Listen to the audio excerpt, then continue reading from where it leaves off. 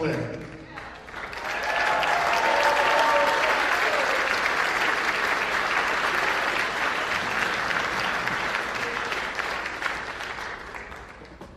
Okay, a couple of things before we get started. Today, most people probably don't know, but it's MIA POW Recognition Day. And what I'd like to do is just take a brief moment of silence to recognize our prisoners of war and those that are missing in action and continue to be missing in action in many cases around the world.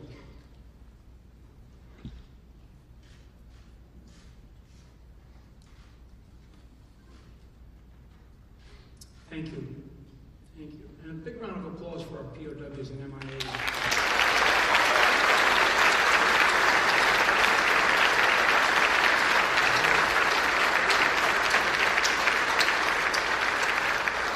I'm going to address a couple of things before I introduce Donald Trump, who's then going to come out and make some remarks, and we're going to have some of the speakers behind me, some of the individuals, some of the heroes behind me make some comments about what it is that they believe and the direction that this country needs to take under some really solid leadership. The first thing I want to address is this notion of deplorables. And I will tell you, if it's a badge of honor to wear, and I don't consider myself a deplorable person, but if it's a badge of honor to wear, when you think about the individuals who ran out to Lexington Common and formed up against the British to really begin to fight for American patriotism, to fight for something that they believed in, or as they trailed back to the North Bridge, and you're all familiar with the shot heard around the world, which is where that shot came from, and they fought back an aggressor at that time. And you take that all the way forward to all the men and women who have served and continue to serve in our combat zones around the world today. These are not deplorable individuals. These are individuals who care deeply for our country. And I will tell you, we should continue to respect the idea of patriots and people who are willing to volunteer and give the last true measure of devotion to this country if required in order to fight for it. And what we have right now in this country is we have a deficit of leadership in this country right now.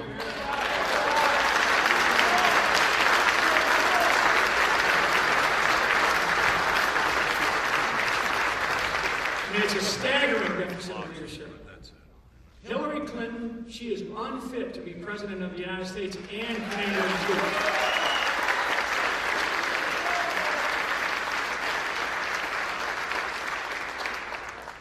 People talk about temperament. Well, I'm going to tell you, I've known Donald Trump for a while now, and temperament is actually a strength of his because his temperament is the temperament of winning. It's the idea of winning. If there was a temperament problem, for anybody who watched the Commander-in-Chief's town hall a week or so ago, now you saw the temperament rise up in Hillary Clinton. And you saw her when she stood up on the stage there to argue with the individual, I believe the gentleman that asked the question was out of the Navy, or a Navy veteran. Now, tough question, and she lost her temper. And that's something that I think we have to pay very close attention to. We cannot have that kind of judgment in the White House.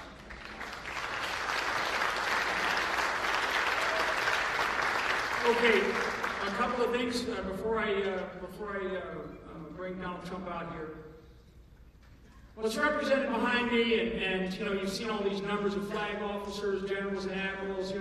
Today we sort of rolling out another batch, and their numbers continue to come in. I'm going to tell you that we have 165 flag officers from all walks of life that have stepped up to say we completely support Donald Trump to be the next President of the United States and be the next Commander-in-Chief.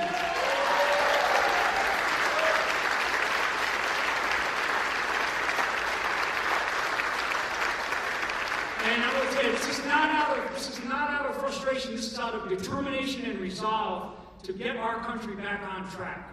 That's what it's about.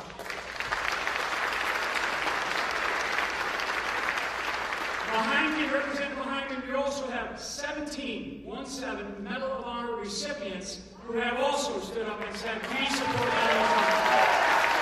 Unbelievable.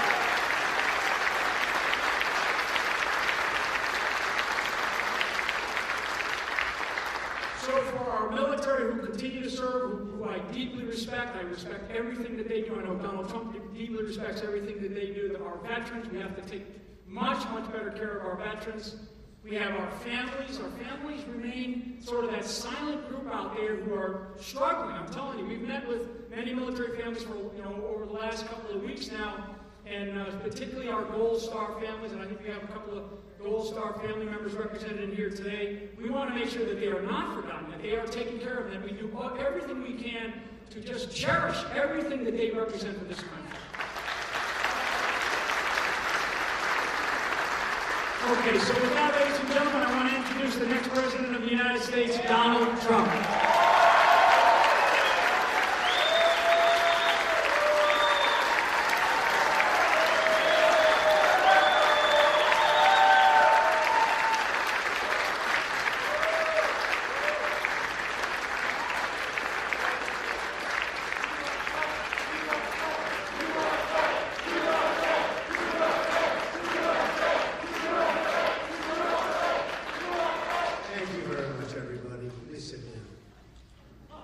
Nice hotel.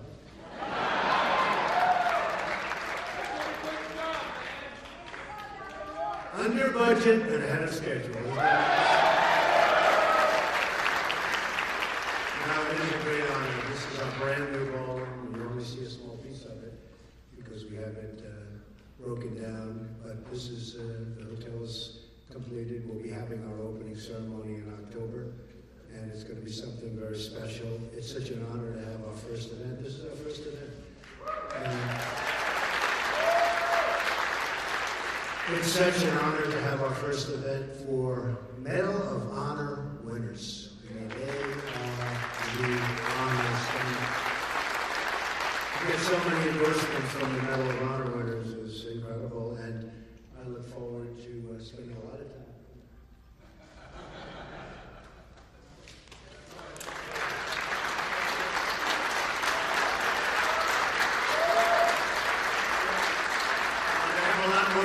Than I do. I will say that all the time. But it is such an honor to have this particular ceremony be the first ceremony, because I think when the hotel opens officially, it will be one of the great hotels anywhere in the world.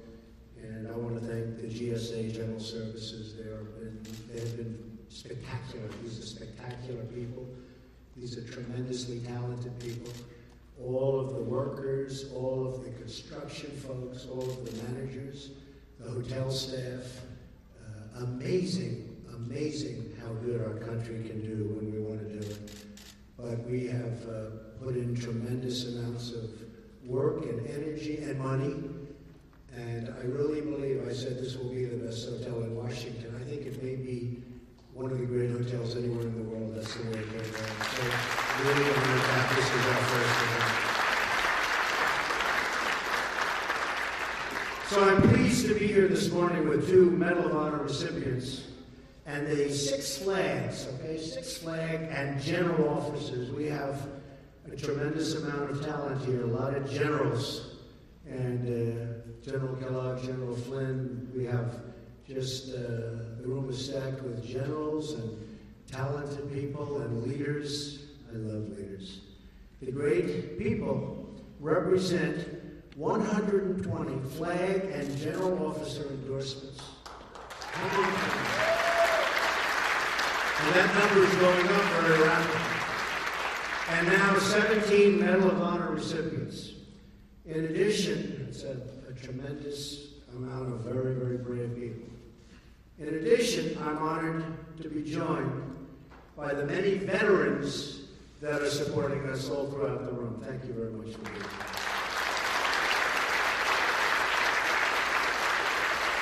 I'm also honored to have a Gold Star wife, Jane Horton, here. And Jane is with us this morning. Jane, where is Jane? Please stand. Thank you, Jane. Thank you.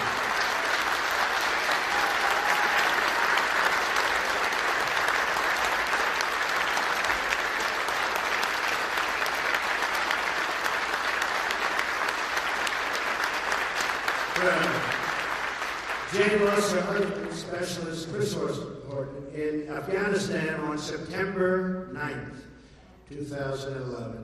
And Jane, it's such an honor to have you here. And I hear so many things about Chris, and he was a winner. And thank you very much on behalf of the country.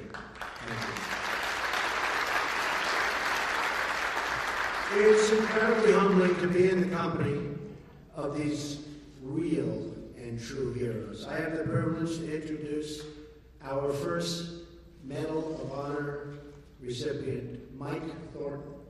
Mike is a retired United States Navy SEAL, a tough cookie, and a recipient of the United States military's highest decoration, the Medal of Honor, for his actions in Vietnam, the Vietnam War. In addition, he is the recipient of a Silver Star, 3 Bronze Stars, and a Purple Heart. I'm proud to have him on my team. Such a great honor for me.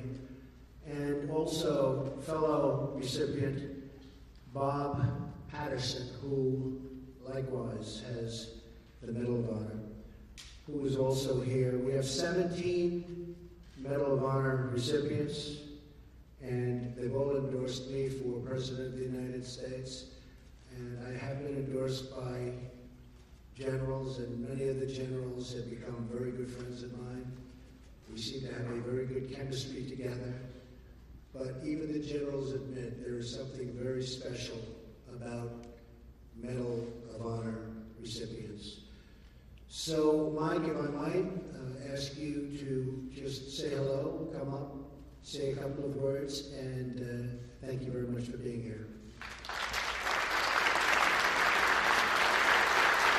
Anyways, now go stop. Don't even know that. This is all about getting the word out there. I have known Mr. Trump since 1986, and when it wasn't fashionable to support the military in 1986, some great people like Donald Trump and Zach Fisher, and then we both the USS Intrepid there, and he supported us back in that period of time. You know, ladies and gentlemen, the medal I wear so proudly around my neck, I do not deserve the medal, never will feel I deserve the medal, but it belongs to every man and woman that's ever served our great nation of America. Because, ladies and gentlemen, freedom is not free.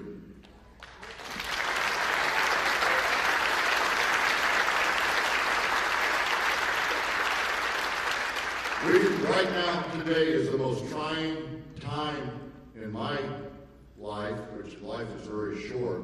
I've been around for almost 70 years. But you know, this election means so much. We do not need any more bureaucratic leadership from Washington, D.C. We need true leadership from the top.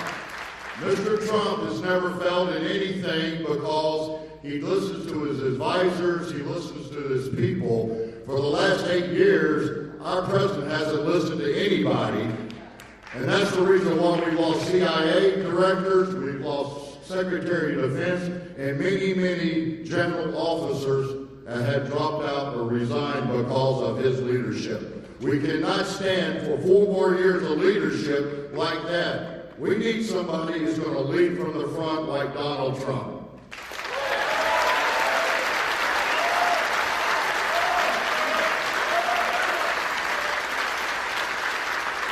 So thank you very much for having us here. God bless you, God bless America, and God bless Donald Trump.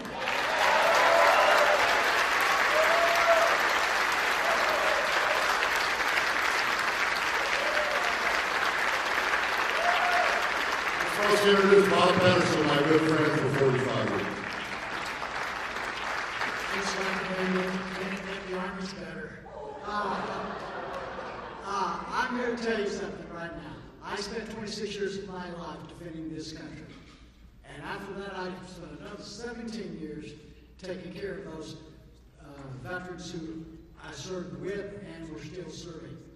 Because I worked for 17 years with the VA before I finally retired. I've watched our country take a complete turnaround from where it was. We used to be the shining star over here. And we're getting dimmer and dimmer and dimmer. And it's all because of all of the bureaucrats here in Washington, D.C. And it's time we send somebody to Washington that knows how to say, "You're fired."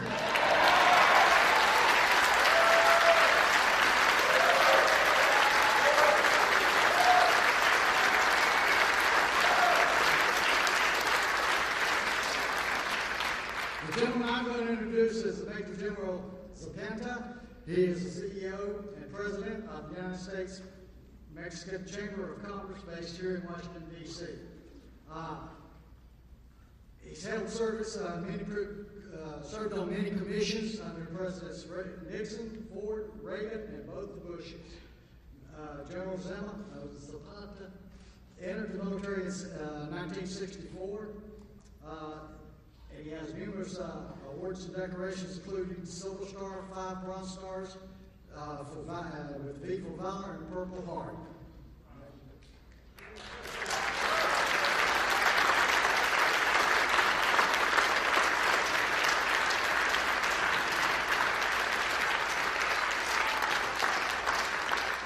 What Bob just did to me, he made me older than anybody up here. Mr. Trump, thank God for you.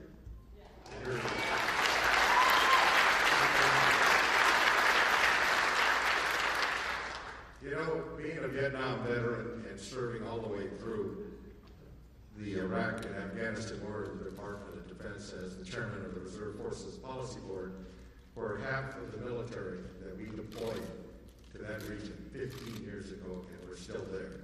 We're National Guard reserves. And when they came home, they couldn't use the VA because they were not veterans, because they were still part of their reserve and National Guard unit. I know the next President of the United States, Donald Trump, will fix that.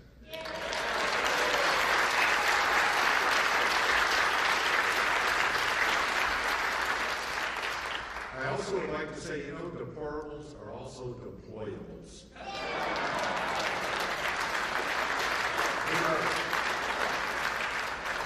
Ladies and gentlemen, it is an honor for me to be here in supporting the next President of the United States, who will lead from the front, who has the kind of leadership that we need, and is not afraid to make that decision. Ladies and gentlemen, I'm really honored to be with Donald Trump, and I'm all with you.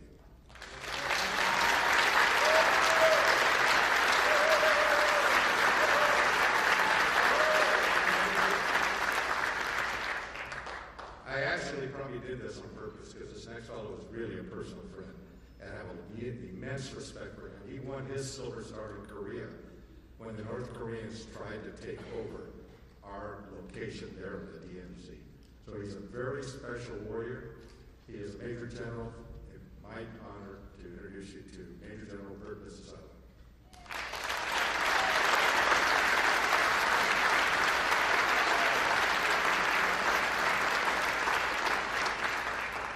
Thank you, Al. We do go way back. But I don't really go back to the Korean War, but that's indeed where I awarded the Silver Star. After 40 years of serving this nation in uniform and 4 combat deployments, I've become convinced that our nation needs a multidisciplinary interagency approach to defeat our enemies and to secure the long-term fruits of victory.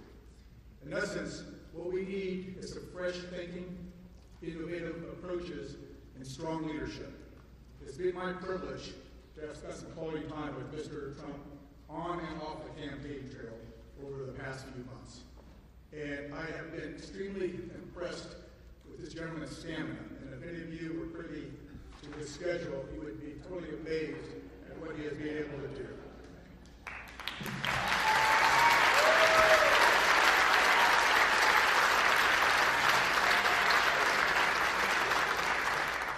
In addition to his stamina, I've been very impressed with his intellectual curiosity and his raw intelligence and his energy and his enthusiasm and, yes, indeed, his temperament. He's got the right temperament that we need in the White House.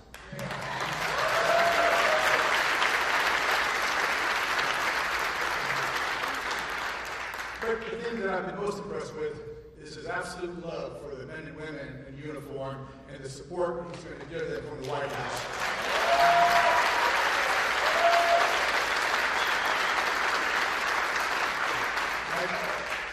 I can guarantee you men and women make overseas and that their families make at home will not be in vain, in addition to the billions of taxpayer dollars that we spent supporting them. And that's why I stand by Mr. Trump to be our next Commander-in-Chief.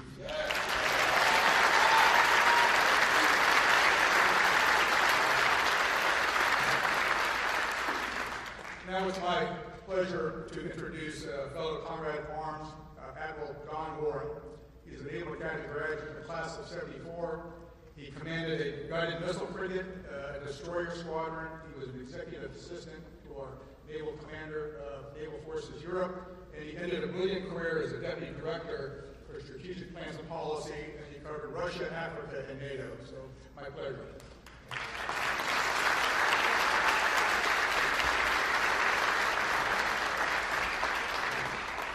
Well, thank you, everyone.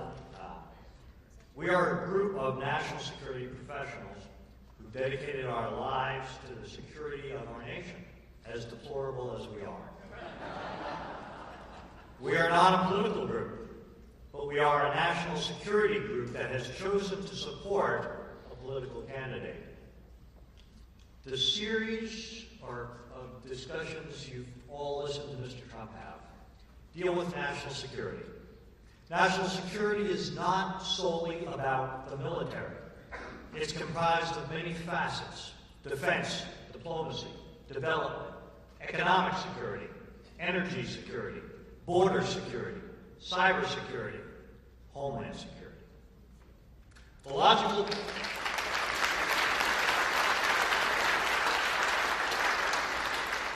logical policy presentations that Mr. Trump has delivered over the last few weeks lay out a sound strategic approach to providing the security of the nation and the security of all Americans.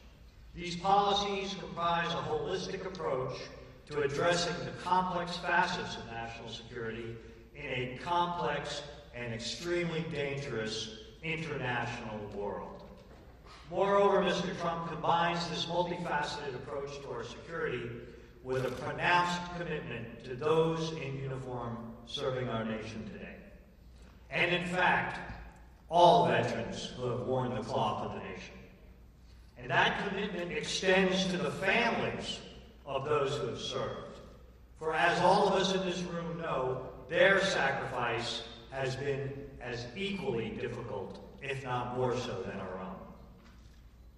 George Washington said, "The willingness with which our young people are likely to serve in any war, no matter how justified, shall be directly proportional to how they perceive veterans of earlier wars were treated and are appreciated by our nation."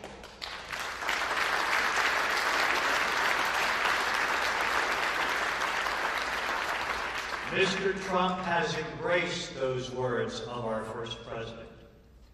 Mr. Trump has also shown an extreme dedication to those that have shouldered the wounds of battle in the service to our nation, and we have several of those people with us today. And he has committed himself to the words of President Abraham Lincoln, words that are emblazoned in the motto of our Department of Veterans Affairs: to care for him who shall have borne the battle and for his widow and orphan. This is why all of us here are assembled to support Donald Trump for president. We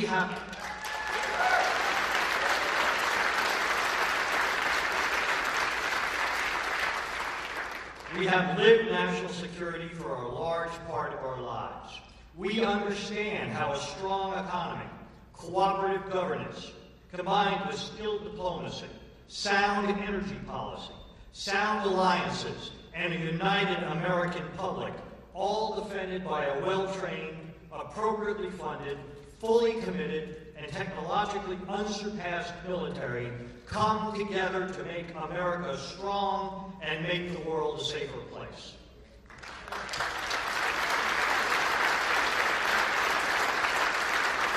And finally, all of us on this stage, all of you in the audience who have served, you took an oath. You pledged, sealed with the honor and commitment in your own lives. An oath not solely to our country, not to our flag, not to a chain of command, or not to a commander-in-chief, but an oath to a piece of paper, a piece of parchment upon which is written those ideals in which we believe, those values that define us as a nation, those very virtues that those who have served before us defended with their lives. An oath to defend the Constitution of the United States from all enemies, foreign and domestic, and to bear true faith and allegiance to that Constitution. To form a more perfect union, to establish justice, to ensure domestic tranquility, to provide for the common defense, to promote the general welfare, and to secure the blessings of liberty to ourselves and our posterity. That oath is important to all of us here today.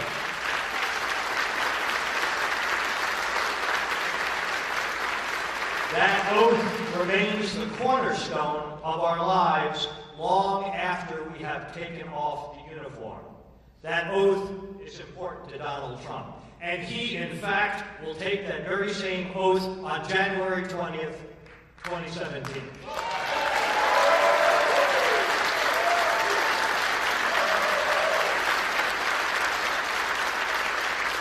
That's why we assembled in this room, along with many other veterans and their military families, all support his candidacy for President of the United States of America.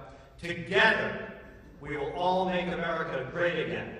Thank every single one of you for your service to our nation, and may God continue to bless our United States of America.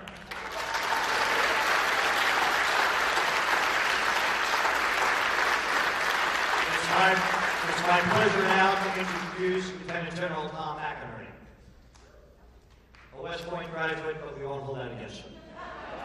Commissioned as second lieutenant in the Army, he then joined the Air Force, completed pilot training, and went on to a long, distinguished military career, including Assistant Vice Chief of Staff, Headquarters, U.S. Air Force. His awards are numerous, including the Distinguished Service Medal, the Defense Superior Service Medal, Legion of Merit, Distinguished Flying Cross, Bronze Star, a true good American hero, Tom McInerney.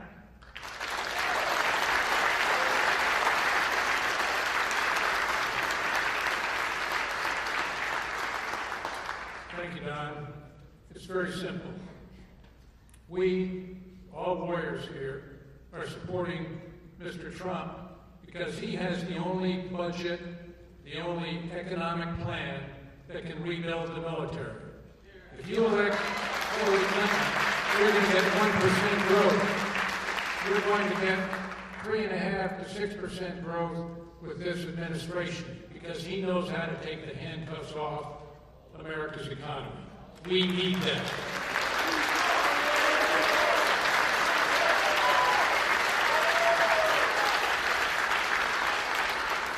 Make it very clear to the American people there is only one candidate that can rebuild the United States military and make us great again. Now, it's my distinct pleasure to introduce Lieutenant General Keith Kellogg, who is on the national security part of Mr. Trump's team. He's doing the transition team for defense and VA affairs. Keith had 2 tours in Vietnam, the 101st Airborne Division, and then with Special Forces. He has a very distinguished career, culminating in the commander of the 82nd Airborne Division, the All-American Division, and finally finishing up as a J6 in the Joint Staff because the chairman wanted a warrior. Keith is a warrior. God bless you, Mr. Trump, and God bless America. Keith Kellogg.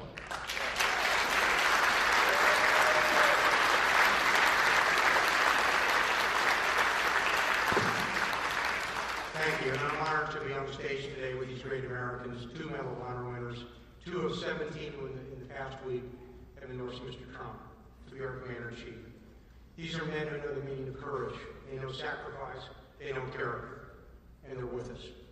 And I also want to identify again, as Mr. Trump said earlier, Mrs. Jane Horton, the Gold Star wife, Chris Wood. Chris was a great young sniper with the 45th Infantry Division, the Thunderbirds of Oklahoma, and God bless you, and God bless what he has done as well. And to be these great veterans behind you who have served our nation so well. You know, we started last week, just last week, there were 88 who signed. We're over 165 today. These are men and women who led at all levels of leadership and believe deeply in his temperament, his leadership, his vision, and his guts to be our Commander-in-Chief.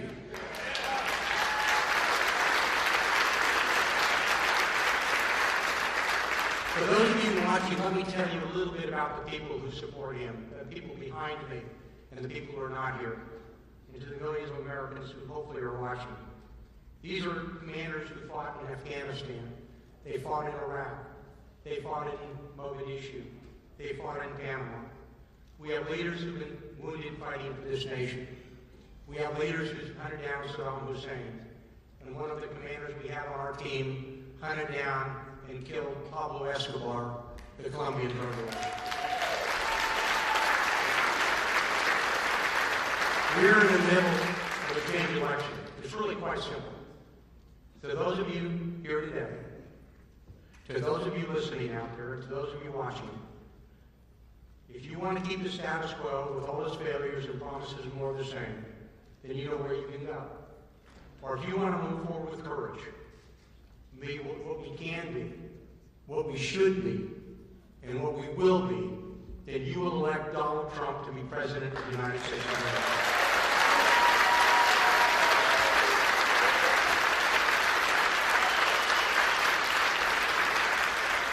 To those of you watching, join with us on this stage.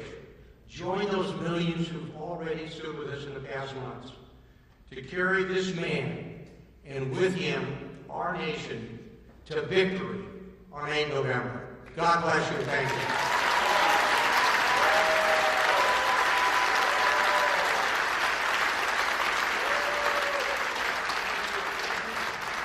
Okay, without further ado, the person that you're here to see and here to listen to, the next President of the United States, Donald J. Trump.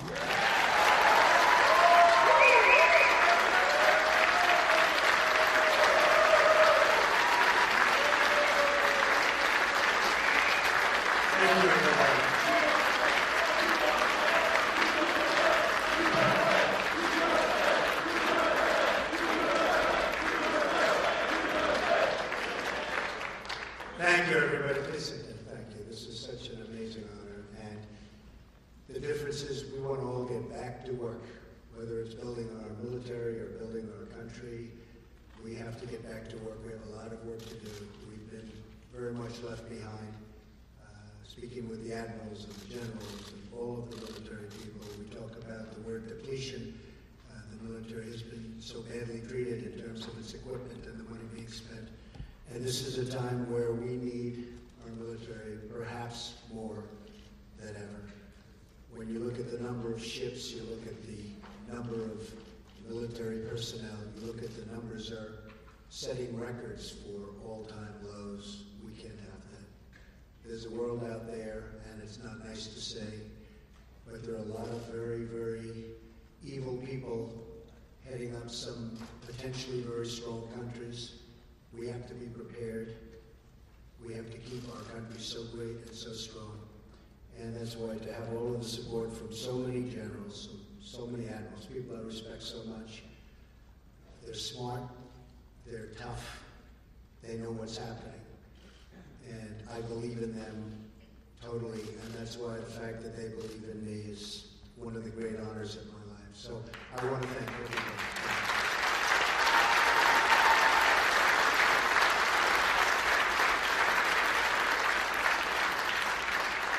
Now, not to mention her in the same breath, but Hillary Clinton and her campaign of 2008 started the birther controversy.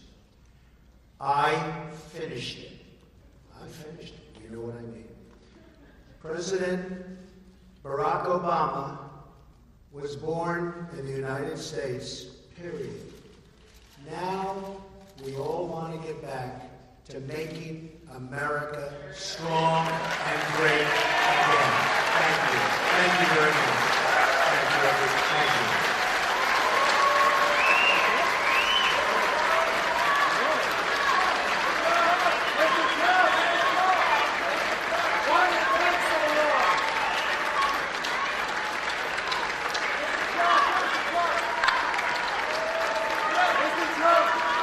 Why did it take so long?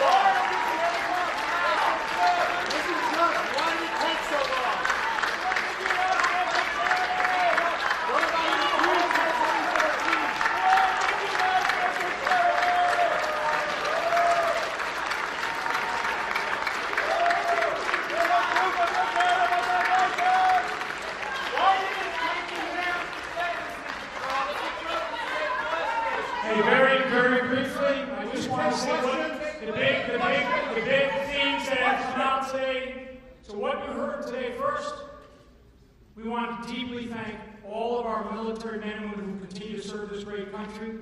If being a deplorable and wanting our country to be great again, then I'm a deplorable. For those individuals who serve our military, the men and women, the veterans, the families who stand behind all those sacrifices, they are not deplorable Americans, they're great Americans.